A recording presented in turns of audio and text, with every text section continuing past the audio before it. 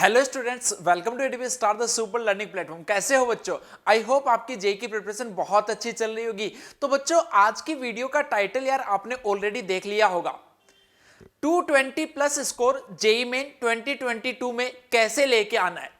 और यहां पे बच्चों मैं बात करने वाला हूं फर्स्ट अटेम्प्ट के बारे में। मैं बात करने वाला हूं कि फर्स्ट अटेम्प्ट से पहले आपको ऐसा क्या करना है कि इसी अटेम्प्ट में आप अपना स्कोर जो वो 220 प्लस सिक्योर कर सको, ताकि उसके बाद में आपका पूरा का पूरा फोकस जो बच्चों आप अपना जेई एडवांस पे कर सको। तो पहली चीज तो यार देखो, इस वीडियो में मैं आपको कोई इंपॉर्टेंट चैप्टर नहीं बताने वाला हूं कि ये इंपॉर्टेंट चैप्टर्स है, ये आप कर लीजिए। नहीं बच्चों, 220 प्लस मार्क्स लाने के लिए आपको सब कुछ आना चाहिए। एक भी चैप्टर आपका मिस नहीं होना चाहिए, एक भी सिंगल कॉन्सेप्ट जो वो आपका मिस नहीं होना चाहिए। अगेन, ना कोई मैं यहां पे ऐसा जादू इस वीडियो में बता दूंगा कि ये कर लोगे तो हो जाएगा। नहीं, जिसने बच्चे अब तक लगातार वो मेहनत करते आ रहा है और अब अगर वो अपनी इस मेहनत को सही डायरेक्शन में लेके जाता है तो ये स्कोर जो है वो अचीव करना पॉसिबल है। बट अगेन, अगर आप सोचो कि मैं सर आप आज से स्टार्ट करके क्या 220 प्लस लेके आ सकता हूं, तो यार इसका जवाब शायद मेरे पास में नहीं है। ठीक है, क्योंकि इतना स्कोर लाने के लिए आपको सिर्फ और सिर्फ अच्छी मेहनत करनी होती है, एक राइट डायरेक्शन में आपको मेहनत करनी होती है। उसके लिए क्या करना है वो स्पेशली बच्चों मैं आपको इस वीडियो में आज बताने वाला हूं। पहली चीज देखो, मैंने ये लिखा हुआ है कि चाहे बेटा कितना ही इजी पेपर आए, क्योंकि बहुत सारी बार जैसे स्टूडेंट बोलते रहते कि अच्छा उस शिफ्ट में तो सर इजी पेपर आ गया था इसलिए बच्चों के इतने मार्क्स आ गए। बेटा जी, चाहे कितनी ही इजी शिफ्ट हो, इजी शिफ्ट के अंदर भी 220 प्लस स्कोर करना बिल्कुल भी छोटी बात नहीं है और ना ही ये आसान है। अगेन, मैं आपको ये चीज जो वो कोई भी डिमोटिवेट करने के लिए नहीं बोल रहा हूं, कोई भी मैं ये इसलिए नहीं बोल रहा हूं कि आप इस चीज से डिमोटिवेट होके अपनी तैयारी नहीं करो। नहीं बच्चों, यार ये एक फैक्ट है, आसान नहीं है। अगर आपको इतना इससे प्लस स्कोर करना है तो आपको अच्छे से बैठ के मेहनत करनी पड़ेगी। इसके अलावा कोई भी इसका शॉर्टकट जो वो नहीं है। क्योंकि यार अगर आप देखो, थोड़ा सा अगर मैं पेपर का लेवल तुम्हें बताऊं, जैसा कि जो कि जेईई मेन के जो पेपर्स हैं उनमें लगातार एनालाइज किया गया है। तो अगर बच्चों हम फिजिक्स, केमिस्ट्री, मैथ्स की बात करें तो यार आप मान के चलिए कि अराउंड 35% पेपर जो वो इजी लेवल की तरफ रहता है, 40% पेपर जो मॉडरेट रहता है और 25% जो वो डिफिकल्ट पेपर रहता है। और अगर हम बिल्कुल जो करंट वाले पेपर्स की अगर बात करें तो ऐसा बच्चों मान के चलिए कि जो 25% है, इनमें से 17 to 18% पेपर जो डिफिकल्ट आता है वो सिर्फ और सिर्फ मैथ सब्जेक्ट से आता है। फिजिक्स और केमिस्ट्री का जो डिफिकल्ट वाला रेशियो मान के चलिए कि आप 7 to 8% पेपर जो वही आपके पास में डिफिकल्ट की तरफ जो वो देखा जाता है। तो इसका मतलब देखो यहां पे क्या है कि अगर आप सोचते हो कि सर हम अगर इजी और मॉडरेट लेवल का अगर पेपर कर ले, तो क्योंकि यही अपने आप में अराउंड 75% है, तो अगर ये कर लिया तो हमारे 220 प्लस मार्क्स तो वैसे ही आ गए। हमें डिफिकल्ट क्वेश्चन करने की क्या जरूरत है? तो क्या सर हम इजी और मीडियम मॉडरेट लेवल के जो क्वेश्चंस हैं उनकी प्रैक्टिस करते रहें? क्या जो डिफिकल्ट क्वेश्चंस आता है उसको हम छोड़ दें? नहीं बेटा, ये जो डिफिकल्ट वाले जो क्वेश्चंस है ना, मान के चलिए कि 220 के प्लस जो लेके जाने वाले वो यही क्वेश्चंस होते हैं। क्योंकि यार कई बार, बहुत सारी बार ये देखा गया है कि स्टूडेंट जो वो जल्दी से थोड़ा सा इजी क्वेश्चंस और डिफिकल्ट क्वेश्चंस में छोटी छोटी गलतियां बहुत कर देता है, बट जैसे ही वो डिफिकल्ट क्वेश्चन को देखता है तो पूरा कोशिश होकर उस क्वेश्चन को है वो सोल्व करता है। तो यार ये डिफिकल्ट क्वेश्चन जो है उसकी आपको ज्यादा से ज्यादा प्रैक्टिस करनी है। अगर इस स्कोर को आप टारगेट कर रहे हो तो ज्यादा से ज्यादा डिफिकल्ट क्वेश्चंस की आप प्रैक्टिस जो वो कीजिए। अगली बात अगर हम करें तो मैंने आपको जैसा कि पहले बताया कि सब कुछ इंपॉर्टेंट है भाई। मैं आपको कोई यहां पे इंपॉर्टेंट चैप्टर नहीं बता सकता, सारे के सारे चैप्टर, सारे कॉन्सेप्ट आपको करने हैं। सिलेबस जो है वो आपका पूरा का पूरा कंप्लीट होना चाहिए। कोई भी एक सिंगल चैप्टर जो है उसको आप मिस नहीं कर सकते। अगेन, और ये जो 220 प्लस मार्क्स का बच्चों जो एक आपके पास में स्कोर अगर आपको क्रॉस करना है तो अब तक आपका सिलेबस जो ऑलमोस्ट कंप्लीट होना चाहिए, या फिर एटलीस्ट मैं बोलूं कि 80%, 70 to 80% सिलेबस जो तो आपका कंप्लीट होना ही होना चाहिए अगर आप ये स्कोर जो अचीव करना चाहते हो। तो दूसरा बच्चों क्या होता है, आपको बहुत ज्यादा ओवर कॉन्फिडेंट नहीं होना है। कई बार हम क्या करते हैं कि जैसे कुछ इजी पेपर्स हम दे लेते हैं, मॉक टेस्ट जो वो रेलेवेंट नहीं देते, इजी से पेपर दे लिए और हम लगातार यहां पे स्कोर जो वो करते जा रहे हैं 250, 260, 270। और आप सोचते हो कि अच्छा यहां पे अगर मैं कर रहा हूं तो जेईई मेन के पेपर में भी मैं एक्चुअल में 220 प्लस स्कोर जो अचीव कर पाऊंगा। तो बेटा आप सबसे पहले एनालाइज कीजिए खुद को कि क्या आप जो मॉक टेस्ट अटेम्प्ट कर रहे हो वो क्या जेईई मेन के लेवल का पेपर है, क्या एक्चुअल में वहां पे इस लेवल का ही पेपर पूछा जाता है। मैं इसका मतलब ये बिल्कुल नहीं कह रहा हूं कि बहुत ज्यादा डिफिकल्ट आप पेपर अटेम्प्ट करने से आपका सब कुछ हो जाएगा, नहीं। मैं यहां पे बच्चों बात कर रहा हूं कि रेलेवेंट मॉक टेस्ट जो है उनकी आपको लगातार प्रैक्टिस करनी पड़ेगी, जहां पे इजी क्वेश्चंस भी होंगे, जहां पे डिफिकल्ट क्वेश्चंस भी होंगे। जहां पे इजी क्वेश्चंस को देख के आप ओवर कॉन्फिडेंट नहीं होगे, जहां पे डिफिकल्ट क्वेश्चन देख के आप परेशान नहीं होगे, इस टाइप के पेपर्स मॉक टेस्ट जो वो आपको अटेम्प्ट करने की जरूरत है और डिफिकल्ट क्वेश्चंस की प्रैक्टिस करने की जरूरत है। इसके आगे बच्चों आपको मेनली क्या करना है, 220+ वाले स्टूडेंट जो वो अलग क्या करते हैं, किस चीज पे उनका ज्यादा से ज्यादा फोकस रहता है, उसके बारे में बच्चों हम बात करेंगे। इससे पहले यार मैं अगर आपको बता देता हूं, अगर आप भी ऐसे स्टूडेंट हो जो इस स्कोर को अचीव करना चाहते हो, तो बच्चों आपके लिए बैच जो परफेक्ट रहने वाला है आरबीसी 3.0 बैच, जिसके अंदर हम बहुत अच्छे से पूरा का पूरा कंप्लीट रिवीजन बच्चों आपको करवाने वाले हैं, रेलेवेंट मॉक टेस्ट आपको प्रोवाइड करवाने वाले हैं, रेलेवेंट स्टडी मटेरियल जो वो आपको प्रोवाइड करवाने वाले हैं, डाउट सॉल्विंग फैसिलिटी इस बैच में रहने वाली है। तो इस बैच के जो बच्चों एनरोलमेंट है वो 8 फेब को 2 बजे स्टार्ट हो जाएंगे।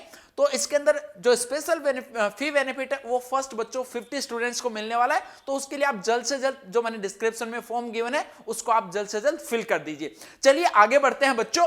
जो यहां पे हटके जो बच्चे करते हैं, जिनके मार्क्स इतने आते हैं, उनका मेन जो टारगेट रहता है, जो भी टॉप स्टूडेंट रहते हैं उनका मेन जो साइकिल रहता है वो क्या रहता है, उनको रिवाइज करना है, टेस्ट देना है, एनालिसिस करना है, और टेस्ट में एनालिसिस के बाद में जहां पे उनका वीक एरिया है, जहां पे उनके वीक कॉन्सेप्ट है, उनको वापस से स्ट्रेंथन करना है, वापस से रिवीजन करना है, टेस्ट देना है। यही सेम प्रोसेस आपको बार बार करना है।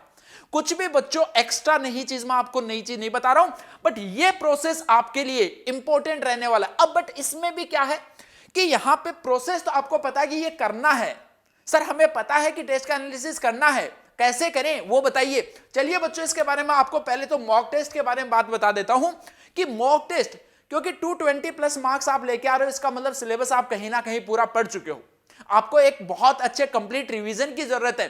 रिवीजन में ऐसा नहीं कि आप पूरे के पूरे शॉर्ट नोट्स पढ़ रहे हो, आपके अब तक बच्चों शॉर्ट नोट्स जो वो बने हुए होने चाहिए। शॉर्ट नोट्स की हेल्प से ही आप इतना सारा सिलेबस जो उसको बहुत ही सिस्टमेटिक ढंग से रिवाइज कर सकते हो, या फिर आप एक ऐसा बोले कि एक ऑर्गेनाइज्ड कोर्स की हेल्प से आप जल्दी से जल्दी चीजें जो उनको रिवाइज कर सकते हो। उसके लिए मैंने आपको ऑलरेडी आरबीसी 3.0 का बच्चों बता दिया है। उसके बाद में देखो, एक जो चीज होती है वो सबसे बड़ी चीज, मॉक टेस्ट रेलेवेंट तो होना ही चाहिए। अगली चीज होती है कि मॉक टेस्ट को हम किसी भी टाइम जो वो अटेम्प्ट करते रहते हैं। हमारा जब मन किया हमने दोपहर में अटेम्प्ट कर लिया, जब मन किया हमने रात में 10-10, 11-11 बजे मॉक टेस्ट जो वो अटेम्प्ट कर रहे हैं। बच्चों उस मॉक टेस्ट को जिस टाइम में जेईई मेन का पेपर होता है, आपको पता है कि जेईई मेन का पेपर 2 शिफ्ट में होता है, 9 to 12 एंड 3 to 6, तो आप बार बार इन्हीं शिफ्ट में बच्चों मॉक टेस्ट जो है उसको अटेम्प्ट कीजिए। इन्हीं टाइम इंटरवल में आपको अटेम्प्ट करना, 9 to 12 करो, अगला 3 to 6, अगला 9 to 12, अगला 3 to 6। तो इन्हीं शिफ्ट में करोगे तो आपका टाइम जो है वो उसी के अकॉर्डिंग सेट हो जाएगा, ताकि इसी सेम टाइम में जब आप बच्चों एक्चुअल में जेईई मेन का एग्जाम दोगे तो आपको वहां पे कोई डिफरेंट चीज जो वो नजर नहीं आएगी। आपका बायोलॉजिकल क्लॉक जो है वो उसके अकॉर्डिंग पूरा का पूरा जो वो सेट हो जाता है। तो इसी टाइम पे आप पेपर अटेम्प्ट कीजिए। इसके अलावा सेकंड चीज बच्चों मैं बोलना चाहूंगा कि आप ट्राई कीजिए कि जो मॉक टेस्ट आप अटेम्प्ट करते हो वो मोबाइल में मत कीजिए, आप लैपटॉप या डेस्कटॉप पे बच्चों टेस्ट अटेम्प्ट कीजिए, ताकि आपको रियल फील आए। इससे भी अच्छा मैं आपको यहां पे बोलूंगा, सजेस्ट करूंगा कि आप ट्राई कीजिए कि बाहर कहीं किसी दूसरी जगह पे जाके आप टेस्ट अगर अटेम्प्ट कर सकते हो, जैसे लाइब्रेरी वगैरह में अगर कहीं पे डेस्कटॉप पे आप जाके अगर टेस्ट अटेम्प्ट कर सकते हो तो वो आपके लिए ज्यादा बेटर वे रहेगा। आप हर बार अलग अलग जगहों पे बच्चों अपना टेस्ट पेपर जो है वो अटेम्प्ट कीजिए, ताकि जब आप रियल में भी मेन एग्जाम में रियल जेईई मेन का एग्जाम जब आप अटेम्प्ट करने जाओगे तो वहां पे भी आपको ऐसा फील होगा कि मैं कहीं ना कहीं एक मॉक टेस्ट ही अटेम्प्ट करने जा रहा हूं, बस आज मेरा सिर्फ और सिर्फ सेंटर चेंज हुआ है। तो इसका साइकोलॉजिकल इफेक्ट जो बच्चों बहुत तगड़ा होता है। तो आप इस टाइप से मॉक टेस्ट को अटेम्प्ट करने की ट्राई कीजिए। उसके बाद में बच्चों मेन चीज आता है इसका आपको एनालिसिस कैसे करना है। एनालिसिस के बेसिस पे बच्चों आपको अपनी मिस्टेक्स जो उनको रेक्टिफाई करना है। आप बच्चों बहुत गलतियां करो स्टार्टिंग में, जब आप मॉक टेस्ट दो तो आप गलतियां पे गलतियां करो, बहुत सारी गलतियां करो। गलतियां करने में कोई हर्ज नहीं है, बट एक चीज का याद रखो कि कोई भी गलती आपकी रिपीटेटिव गलती नहीं होनी चाहिए। हर पेपर में नई गलती करो। कितनी गलतियां होती हैं यार, बहुत गिनी चुनी लिमिटेड सी गलतियां होती है। तो नई नई अगर आप करते रहोगे तो जब तक आपका जेईई मेन का एग्जाम होगा उससे पहले तक बच्चों आपकी गलतियों के सारे टाइप्स जो वो आप कवर जो वो कर चुके होगे। तो आपको ध्यान यही रखना है कि कोई भी गलती जो है वो आपकी रिपीटेटिव नहीं होनी चाहिए। तो देखो अब यहां पे जो पेपर का आप एनालिसिस करोगे उसमें जो आपको मिस्टेक्स मिलेंगी वो कुछ इस टाइप्स की मिस्टेक हो सकती है। पहला हो सकता है कि टाइम मैनेजमेंट आपका सही नहीं हुआ हो, यानी आपसे पूरा पेपर जो वही अटेम्प्ट ना हुआ हो। तो बच्चों उसके लिए आप अपने पेपर को अटेम्प्ट करने की स्ट्रेटजी जो है वो चेंज कीजिए। अगर अभी तक आपको पेपर अटेम्प्ट करने की स्ट्रेटजी नहीं पता है तो वो बच्चों आप कमेंट सेक्शन में बता सकते हो, उस पर भी मैं आपके लिए वीडियो बना के कंप्लीटली आपको बताऊंगा कि कैसे जो वो आपको एक पेपर अटेम्प्ट करना है। तो टाइम मैनेजमेंट जो वो आपका अगर मान लो कि हिल रहा है, अगर आपकी पेपर अटेम्प्ट करने की स्ट्रेटजी सही है फिर भी टाइम अगर आपका पेपर में कम पड़ रहा है, तो इसका मतलब है कि जब आप मटेरियल वगैरह की प्रैक्टिस करते हो, जब आप रिवीजन के लिए जब क्वेश्चन बच्चों सोल्व करोगे तो उन क्वेश्चंस को आप टाइम बाउंड प्रैक्टिस कीजिए। क्वेश्चंस कि हम कई बार क्या करते हैं कि क्वेश्चंस को बस ऐसे ही करते रहते हैं, जितना टाइम लग रहा है लगने दो। नहीं बच्चों, क्वेश्चंस की आप टाइम बाउंड जो प्रैक्टिस है वो कीजिए। अगर आपको टाइम बाउंड प्रैक्टिस के लिए क्वेश्चंस नहीं मिल रहे तो आप एडीपी स्टार के में जाके जो प्रैक्टिस वाला सेक्शन है वहां से बहुत सारे टेस्ट अटेम्प्ट कर सकते हो, कस्टमाइज टेस्ट अटेम्प्ट कर सकते हो। वहां पे टाइम जो आप अपने अकॉर्डिंग बच्चों सेट कर सकते हो।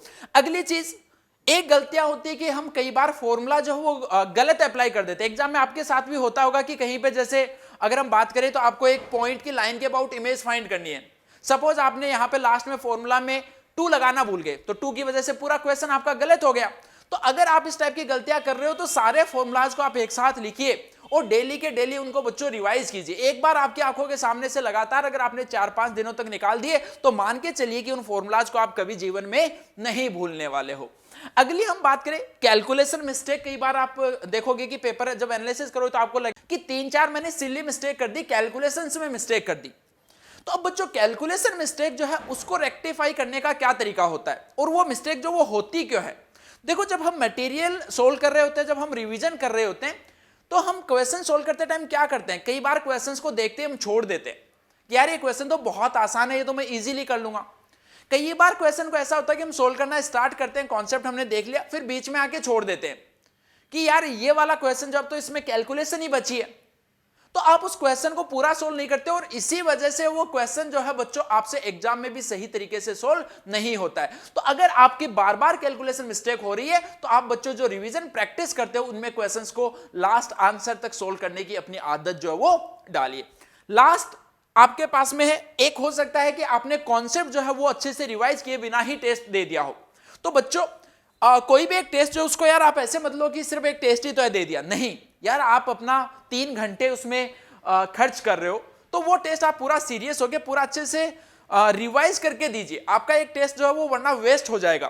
तो आप सारे के सारे कॉन्सेप्ट जो उनको अच्छे से रिवाइज करो।